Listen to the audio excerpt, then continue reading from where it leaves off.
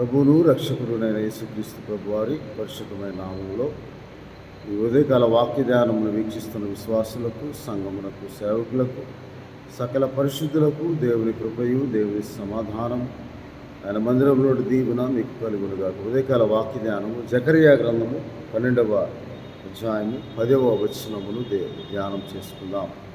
దావీదు సంతతి వారి మీదను, యెరూషలేము నివాసుల మీదను కరుణను అందించు ఆత్మను, విజ్ఞాపన చేయు ఆత్మను నేను కుమ్మరించగా, వారు తాము పొడిచిన నా మీద దృష్టి ఉంచి, ఒకడు తన ఏకకుమారుని విషయమే దుఃఖించినట్లు, తన జ్యేష్ఠపుత్రుని విషయమే ఒకడు ప్రలాపించినట్లు, అతని విషయమే దుఃఖించుచు ప్రలాపింతురు.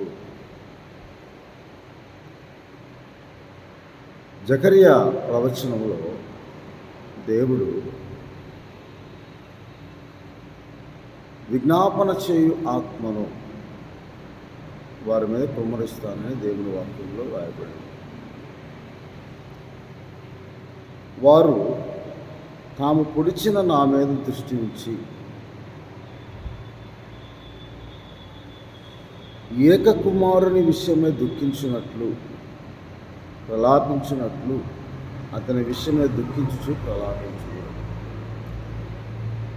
మన విశ్వాస జీవితంలో, ప్రార్థనా జీవితంలో విజ్ఞాపన ప్రార్థన చాలా ప్రాముఖ్యమైనది. ప్రార్థనలో 4 అంశములను బట్టి మనం ప్రార్థన చేస్తాం. ఒకటి మనవి చేస్తాం, విన్నపము, విజ్ఞాపన, మొర.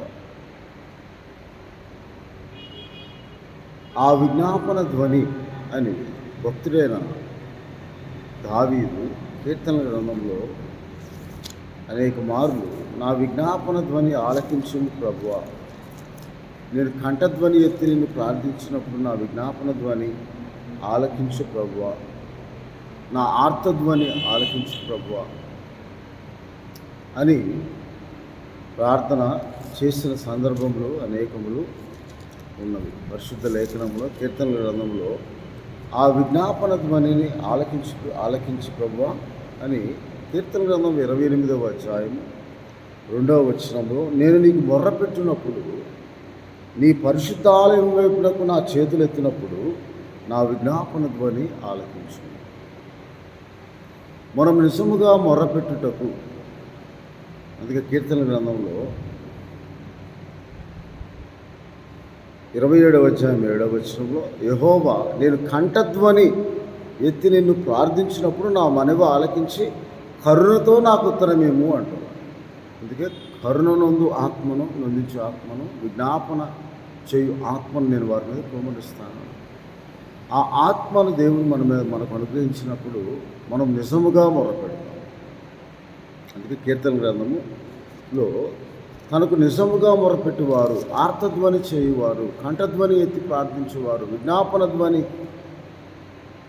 చేయునప్పుడు, కీర్తన గ్రంథం 145వ అధ్యాయములో 18వ వచనం, తనకు మొరపెట్టు వారందరికీ, తనకు నిజముగా మొరపెట్టు వారందరికీ యెహోవా సమీపముగా ఉన్నాడు.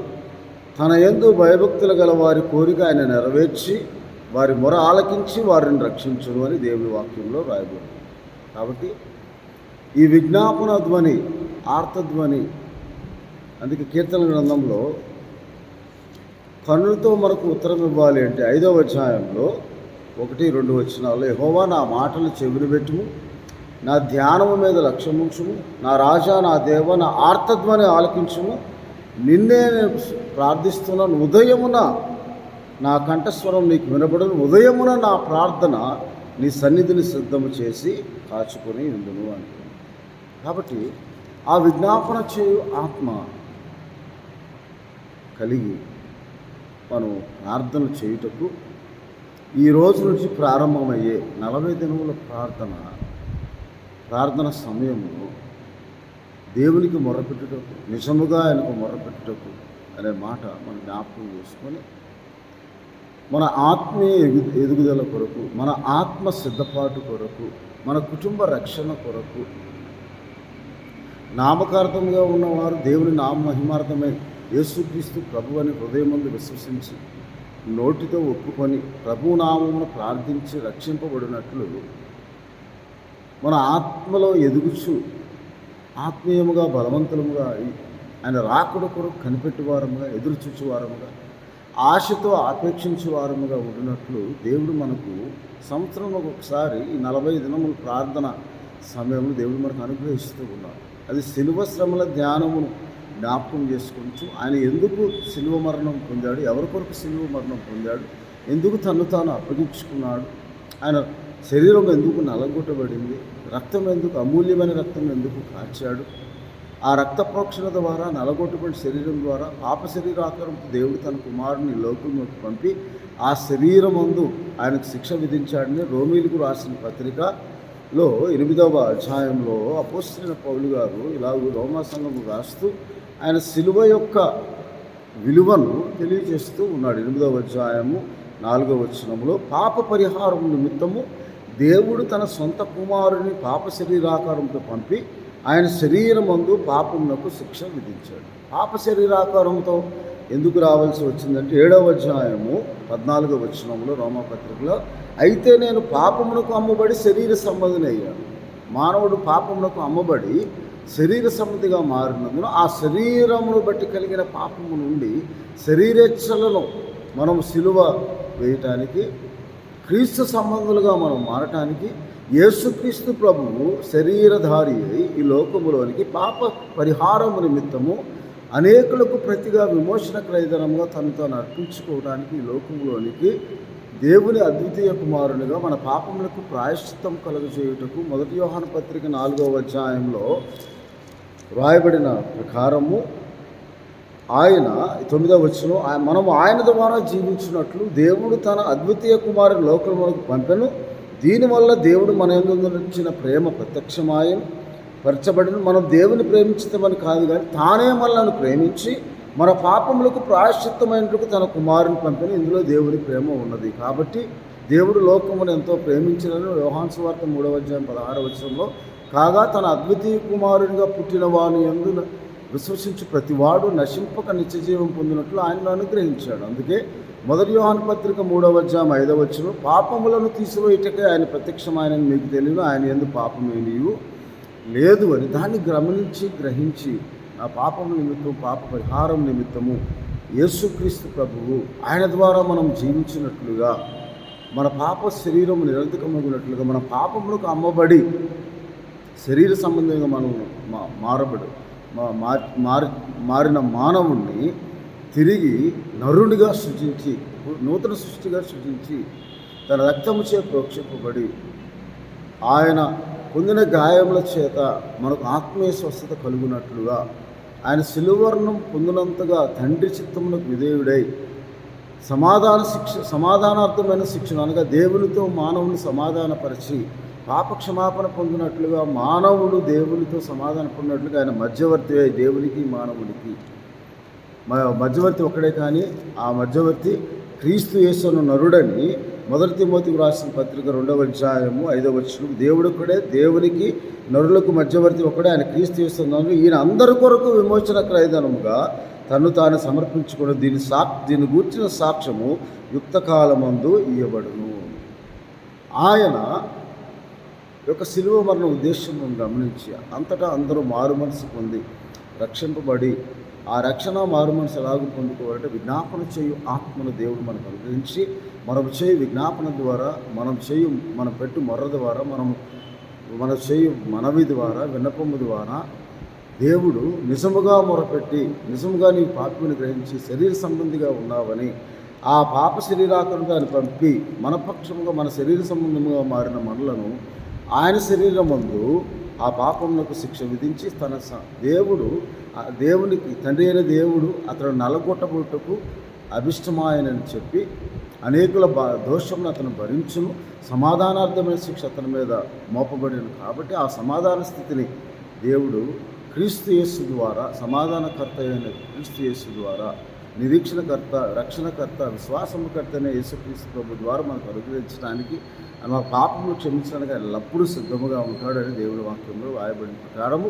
ఆ శిలువ మరణం యొక్క ఆ విలువను మనం గమనించి ప్రార్థనాపూర్వకంగా ప్రాముఖ్యంగా మనం ఆత్మీయముగా దినదినము ఎదుగుచొచ్చు మన అంతరంగ పురుషుడు నూతన జీవం పొందుకోవటానికి ప్రతి దినము మనం సిలువనెత్తుకొని ఆయన వెంబడించే వారంగా మనలను మనం ఉపేక్షించుకొని ప్రతిదినము ఆయన సిలువనెత్తుకొని ఆయన వెంబడించే వారంగా ఉండటానికి రోమపత్రిక 9వ అధ్యాయం 23వ వచనం రాయబడి ప్రతి దినము మనం ప్రార్థన పూర్వకంగా విజ్ఞాపన చేయొచ్చు, నిజముగా మొదలుపెట్టచ్చు. అనగా కీర్తన గ్రంథం 17వ అధ్యాయంలో దావీదు భక్తులు ఇలాగ ప్రార్థన చేస్తారు, అయ్యా నేను చేయు ప్రార్థన అది కపటమైన పెదవుల నుండి వచ్చేది కాదు, నిజముగా నేను నీకు మొరపెడుతున్నానని కీర్తన గ్రంథం 17వ అధ్యాయంలో దేవుని వాక్యంలో, రాత్రి వేళ నీవు నన్ను దర్శించి నా హృదయమును పరిశీలించితివి, నన్ను పరిశోధించితివి, నీకు ఏ దురాలోచన కానరాలేదు, నా ప్రార్థనకు చెవియగుము. ఒకటో అది కపటమైన పెదవుల నుండి వచ్చినది కాదు ప్రభువా, నా విజ్ఞాపన ధ్వని ఆలకించు ప్రభువా అని మనం మొర్రపెట్టుటకు, మన విశ్వాసమును పరీక్షించుకుంటకు, విశ్వాసములో దేవుని శక్తిని ఆధారం చేసుకుని 1 కొరింథీయులకు రాసిన పత్రిక 2వ అధ్యాయం 4వ వచనంలో మనుషుల జ్ఞానం ఆధారం చేసుకునుక మనము మన విశ్వాసం దేవుని శక్తిని ఆధారం చేసుకుని ఉండాలని రాయబడిన ప్రకారం మనం మన ఆత్మీయ స్థితిని పరీక్షించుకుంటకు, మన విశ్వాసంలో ఉన్న లోపమును సవరించుకుంటకు, మన హృదయం ఏ విషయంలో దోషారోపణ చేస్తుందో 1 తెస్సలోనికీ 3వ అధ్యాయంలో రాయబడిన ప్రకారం మన విశ్వాసంలో లోపం దేవుడు చూసినప్పుడు దాన్ని సవరించుకోవడానికి 1 యోహాను పత్రిక 3వ అధ్యాయం 19-20 వచనంలో మన హృదయం కంటే ఆయన అధికుడై మనం ఏ విషయంలో దోషారోపణ మన హృదయం చేస్తుందో వాటన్నిటి యందు మనం సమ్మతిపరచుకోవడానికి దేవుడు మనకు విజ్ఞాపన ప్రార్థన చేయుటకు, రోదనం చేయుటకు, అంగలార్చుటకు, ఆర్తధ్వని చేయుటకు, కంఠస్వరం ఎత్తి ఎలుగెత్తి ప్రార్థన చేయుటకు, కంఠధ్వని ఎత్తి ప్రార్థించి ఆయన కరుణతో మనకు ఉత్తరం ఇచ్చినప్పుడు, మన విజ్ఞాపన ధ్వని ఆలకించుటకు మనకు దేవుడి 40 దినములు ప్రార్థన సమయాన్ని ఇచ్చాడు. కాబట్టి దాన్ని ఆచారంగా కాక ఆత్మ సంబంధమైన ఆరాధనగా మనము ప్రతిదినము మన సిలువను ఎత్తుకొని ఆయన వెంబడించడానికి దేవుడి ప్రార్థన సమయాన్ని అనుగ్రహించాడు. పాప పరిహారం కలగటానికి. ఎందుకనగా మనం యెషయా గ్రంథంలో శరీర సంబంధులమై మనం పాపంలోకి అమ్మబడి ఉన్నాం కాబట్టి 50వ అధ్యాయంలో యెషయా గ్రంథం 50వ అధ్యాయం 1వ వచనంలో మీ దోషములు బట్టి మీరు అమ్మబడితిరి అని దేవుని వాక్యంలో రాయబడింది. అదే 52వ అధ్యాయంలో ఎలాగ అమ్మబడ్డా 3వ వచనం యెహోవా ఇలాగ సెలవిస్తున్నాడు, మీరు ఊరకై అమ్మబడితిరి కదా, రోకలీయకే మీరు విమోచింపబడతారు, మీరు ఉచితంగా విమోచింపబడతారు. అందుక యేసుక్రీస్తు ప్రభువారు తన అమూల్యమనగా వెల ఇచ్చి కొనలేనిది అమూల్యమైన రక్తముచే విలువబెట్టి కొనబడిన వారుగా మనల్ని విమోచించుటకు ఆయన రక్తం ఇచ్చి వెల ఇచ్చి కొన్నాడు. కాబట్టి మీరు విలువబెట్టి కొనబడిన వారు కనుక మీ దేహంతో మీరు దేవుణ్ణి మహింపరచుడి అని రాయబడి ఉన్న ప్రకారం కొరింథీయులకు రాసిన పత్రికలో దేవుడైన యేసుక్రీస్తు ప్రభువారు ఇలాగూ రాస్తూ మన పౌలు గారి ద్వారా మీరు విలువబెట్టి కొనబడిన వారు, అమూల్యమైన రక్తంచే ప్రోక్షింపబడిన వారు యేసుక్రీస్తు ప్రభు. ఆయన 1 పేతురు పత్రిక 1వ అధ్యాయం 19వ వచనంలో ఆయన రక్తం గురించి ఇలాగూ రాయబడి ఉన్నది. 1 పేతురు పత్రిక 1వ అధ్యాయం 19, అమూల్యమైన రక్తము చేత అనగా నిర్దోషమును నిష్కలంకమును గొర్రెపిల్ల వంటి క్రీస్తు రక్తము చేత విమోచింపబడదని మీరు ఎరుగరా అని దేవుని వాక్యంలో రాయబడి ఉంది. కాబట్టి ఆ గొర్రెపిల్ల వంటి అమూల్యమైన రక్తము చేత మనం విమోచింపబడి వెల ఇచ్చి కొనబడిన వారముగా, పాపమునకు అమ్మబడిన వారము, రోకలీయకే మనం విమోచింపబడతాము. యెషయా గ్రంథం 52వ అధ్యాయంలో రాయబడిన ప్రకారం అది యేసుక్రీస్తు ప్రభు అమూల్యమైన రక్తము ద్వారా లోక పాపమును మోసుకొని పోవు దేవుని గొర్రెపిల్లగా దేవుడు అనుగ్రహించిన ఆ గొర్రెపిల్ల రక్తము ద్వారా దేవుడు మనలను యేసుక్రీస్తు ప్రభువు ద్వారా ఆ శిలువ రక్తముచే శత్రువులమై ఉండగా మనకు సంధి చేసి మధ్యవర్తిగాని లోకంలోనికి వచ్చి తన అమూల్యమైన రక్తమును కాచి మనం వెల ఇచ్చి కొనలేని ఈ లోకంలో మనకై మనం వెల ఇచ్చి కొనలేని, ఎవరు మనల్ని రక్షించలేని పాపపు స్థితిలో మనం పడి ఉన్నప్పుడు ఆయన విలువబెట్టి కొనబడిన వారుగా వెల ఇచ్చుకొని విమోచన క్రయధనంగా తను తాను అర్పించుకొని ఆ రక్తమును మన కొరకు చెందించి పాపమునకు అమ్మబడిన మనము రోకలయ్యకే విలువబెట్టి కొనబడిన వారంగా ఉన్నాము. కాబట్టి మీ దేహంతో దేవుని మహింపరచుడని కొరింథీయులకు రాసిన 1 పత్రిక 6వ అధ్యాయం 20వ వచనంలో రాయబడిన ప్రకారం మనము దేవునితో సహవాసం కలిగి ఉండటానికి విలువ పెట్టి కొనబడిన వారంగా, వెల ఇచ్చి కొనబడిన వారంగా ఉన్నాం. కాబట్టి ఆ సిలువ విలువను మనము ఎరిగి యేసుక్రీస్తు ప్రభువారు మన పాపం నిమిత్తము ఆయన మరణించి రక్తము కాచి శరీరమందు మనము పొందవలసిన పాప శిక్ష ఆయన మనుషుని పోలికగా పుట్టి ఆకారమందు మనుషుడిగా కనపడి దాసుని స్వరూపం దాచుకుని దేవుని స్వరూపంతో సమాన భాగ్యము గలవాడే ఉన్నప్పటికీ తాను దాసుని స్వరూపంలో ధరించుకొని మన నిమిత్తం ఆయన ధనవంతుడై ఉండి మన నిమిత్తం దరిద్రుడై నిన్ను నన్ను పాపములను విడిపించడానికి ఆయన ఈ లోకంలోకి వచ్చాడని ఎరిగి మన పాపము మనం ఒప్పుకొని ఆయన నమ్మదగిన వాడు. 1 యోహాను పత్రిక 1వ అధ్యాయం 7-9 వచ్చాను. సమస్త దుర్నీతి నుండి మనల్ని పవిత్రులుగా చేయి ఆయన రక్తము వలన మనం విమోచింపబడి విలువ పెట్టి కొనబడిన వారముగా ఉండటకు ఆయన శిలువ మరణం పొందాడని ఎరిగి గ్రహించి నీ పాపము ఒప్పుకొని నమ్మి బాప్తీసం పొందిన వాడు రక్షింపబడి ఉన్నట్లుగా ఆ యేసుక్రీస్తు ప్రభు నామందు విశ్వాసం ఉంచి ఆయన ప్రభు అని హృదయం మందు విశ్వసించి నోటితో ఒప్పుకొని ప్రభువు నామమును ప్రార్థించి విజ్ఞాపన చేసి మన హృదయంలోనూ ఏ విషయంలో దోషారోపణ చేయించు దాని మీద సమ్మతిపరచుకోవడానికి దేవుడి ప్రార్థన సమయాన్ని మనకు అనుగ్రహిస్తున్నాడు. కాబట్టి విజ్ఞాపన చేయు ఆత్మను మనం పొందుకునే వారంగా మన పక్షంగా ఆత్మ విజ్ఞాపన చేయనట్లుగా రోమపత్రిక 8వ అధ్యాయం 26వ వచనం మనం ఎలాగూ యుక్తంగా ప్రార్థన చేయడం మనకు తెలియదు, కానీ మన పక్షంగా ఆత్మ తానే విజ్ఞాపన చేయించు ఉన్నాడని ఉత్సాహంపశక్యము కాని మూలుగుతో ఆయన తానే మన పక్షంగా విజ్ఞాపన చేయించున్నాడు. కాబట్టి ఆ ఆత్మను పొందుకొని దేవుడి గురించి విజ్ఞాపన ఆత్మను మనం పొందుకొని ప్రార్థించేవారుగా ఉండినప్పుడు దేవుడు ఈ ప్రార్థనలకు ఫలం మనం అనేక విషయములు బట్టి ప్రార్థించి 40 దినములు విడువక ఎడతెగక మనం విసుకక నిత్యము ప్రార్థించాలని దేవుడు మనకి 40 దినములు ప్రార్థన సమయాన్ని అనుగ్రహించాడు. ఆత్మ ఎదుగుదల కొరకు, పాప క్షమాపణ కొరకు, రక్షణ భాగ్యము కొరకు అని గ్రహించి మనం ప్రార్థించినప్పుడు దేవుడు మన విజ్ఞాపన ధ్వని నిజముగా మొరపెట్టి ప్రార్థన మనం చేసి దేవుడు అనుగ్రహించి సమాధాన స్థితిని మనం పొందుకోవాలని ఉదయకాల సమయంలో దేవుడు మనతో అట్టి కృపను అట్టి ఆత్మ సహాయము దేవుడు మీకును మీ ప్రార్థనలకు ఏ మందిరంలో ఎక్కడైతే ప్రార్థనలు చేస్తూ ఉన్నారో వారందరికీ ఆత్మ నడిపింపు దయచేయను గాక. ఆమె ప్రభువానికి స్తోత్రాలు. అవును తండ్రి, మీరు అనుగ్రహించిన ప్రార్థనా సమయం ఆత్మీయ ఎదుగుదల కొరకు, రక్షణ కొరకు, మీరు ఆకడి కొరకు సిద్ధపాటు కలిగిన ఆత్మలుగా ఉన్నట్లు సహాయం దయచేయండి. వీడి ద్వారా వీక్షిస్తున్న ప్రతి ఒక్కరికి అటువంటి ప్రార్థన జీవితం అనుగ్రహించి ప్రతి దినము మా సిలువనెత్తుకొని మిమ్మల్ని వెంబడించి ప్రార్థించి విజ్ఞాపన చేయనట్లు సహాయం దయచేయండి. మా ప్రభువును మా రక్షకుడు నేను యేసుక్రీస్తు వారి పరిశుద్ధమైన నామం ప్రార్థన చేయించున్నాం తండ్రి. దేవుని ప్రేమ, ప్రభువును రక్షకుడైన యేసుక్రీస్తు వారి కృప ఇది మొదలుకొని నిరంతరం దేవుడు అనుగ్రహించిన ప్రార్థన సమయం ప్రార్థనలు దేవుడు ఆలకించి మీ ప్రార్థనలకు ప్రతిఫలము, రక్షణ మీ కుటుంబములకు, మీ బిడ్డలకు దేవుడు దయచేసి ఆయన రాకడ కొరకు సిద్ధపడు విజ్ఞాపన చేయు ఆత్మను అనుగ్రహించి మిమ్మల్ని ఆశీర్వదించును గాక. ఆమె దేవుడు మిమ్మల్ని దీవించును గాక.